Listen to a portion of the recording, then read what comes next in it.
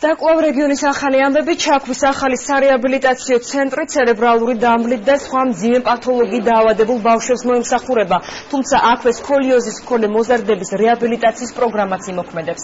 პაციენტების მკურნალობის კურსს ჯანდაცვის სამინისტრო აფინანსებს. ცენტრის სამედიცინო კორპორაცია ევექსმა გახსნა.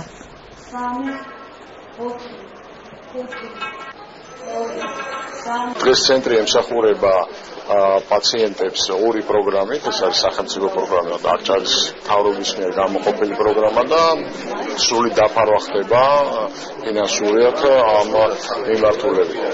ძალიან მნიშვნელოვანია, რომ მალე ამ სერვისს დაემატება აუტიზმის სპექტრის მქონე ბავშვების და სხვა ქსევითი პათოლოგიების მქონე ბავშვების მკურნალობა. ეს დაიწყება ძალიან მალე, მიმდინარეობს სპეციალისტების მომზადება, პროგრამის დახვეწა. 170 ბავშვი დავარეგისტრირეთ აპრილის თვეში. ეხლა ამ ეტაპზე ყავს 120 ბავშვი, შეზღუდული არ არის ესე იგი რაოდენობა.